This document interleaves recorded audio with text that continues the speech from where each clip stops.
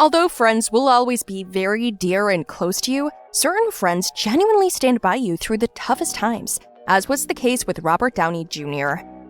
Due to the trial involving Amber Heard, Johnny Depp is going through the toughest time of his career, but Robert Downey Jr. backed him and wants to collaborate with him. However, the involvement of Robert Downey Jr. in the case against his ex-wife Amber Heard has had an even greater impact on Johnny's life. Stay to learn all the specifics. In 2020, Johnny Depp experienced some difficulties.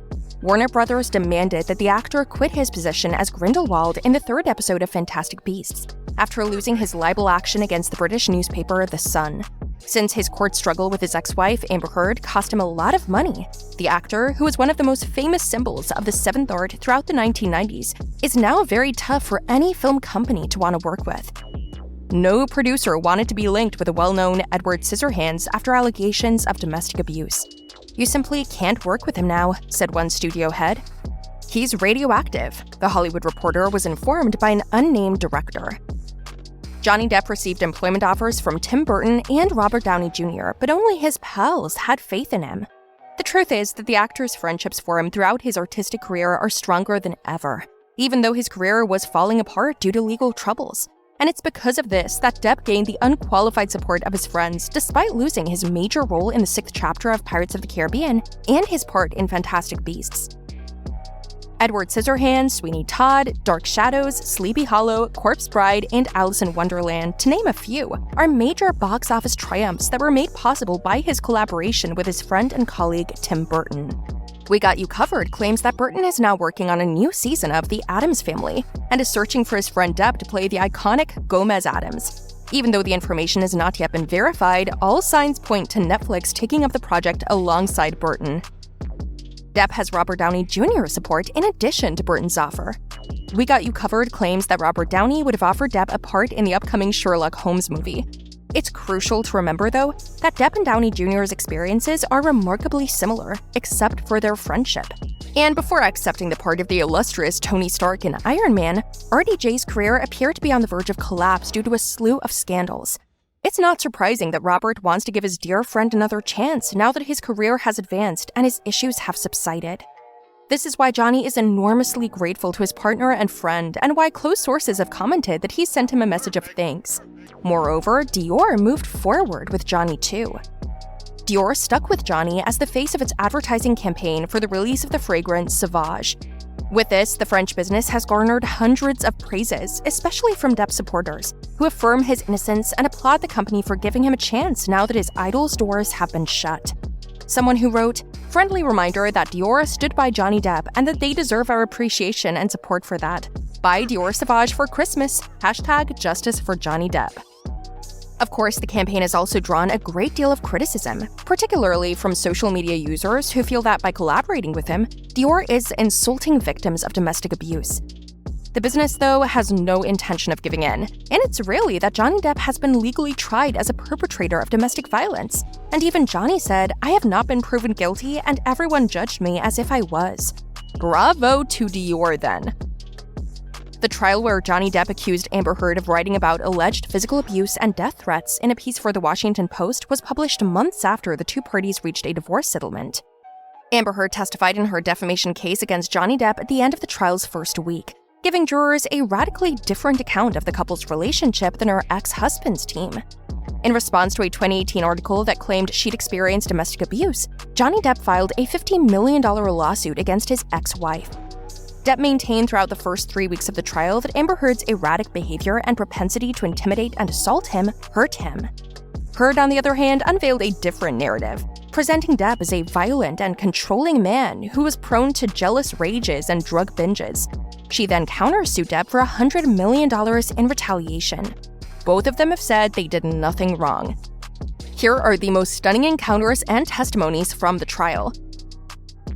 Heard said her initial meeting with Depp was weird and remarkable.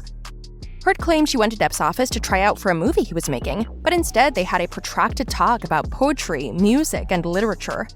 She thought that was strange, despite not being a fan, because she knew Johnny Depp was one of the most well-known performers in the world. So it was already a weird thing to go and get called into his office. "I'm a no-name actor," she said. "I was 22, I think. I thought it was unusual. It was weird because he was twice my age and a world-famous actor, and here we are getting along about obscure books and old blues. I thought it was remarkable. I thought it was unusual and remarkable. I left there feeling like, wow. The next piece of proof and testimony was a picture of a bruise Heard claims Depp gave her. Heard said that Depp smacked her and that walking away made things worse in court when a picture of a bruise on her arm was displayed.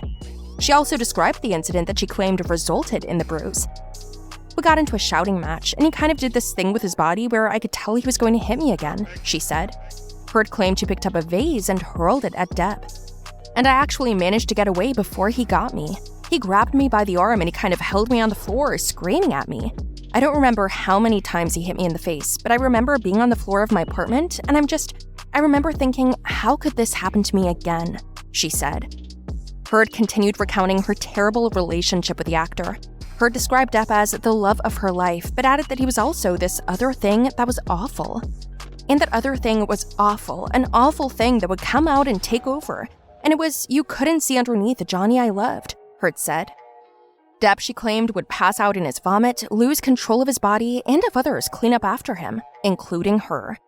I mean, this man lost control of his bowels and I cleaned up after him. His security cleaned up after him, changed his pants in front of me. He would pass out in his own sick, she said, adding that Depp would become clean and sober before returning to make her feel loved once more. Heard contemplated leaving Depp, but couldn't. And he expressed to me so many times in that period he was getting clean and sober. He would tell me, "You saved my life. Baby girl, you saved my life," she said. Amber's admission that she feared for her life during this time on the witness stand was among her most impactful testimony. Depp allegedly said he would kill her. Heard asserted that Depp got into a physical altercation with her and threatened to effing kill her when he thought she informed his kids he was drunk when the family was on vacation.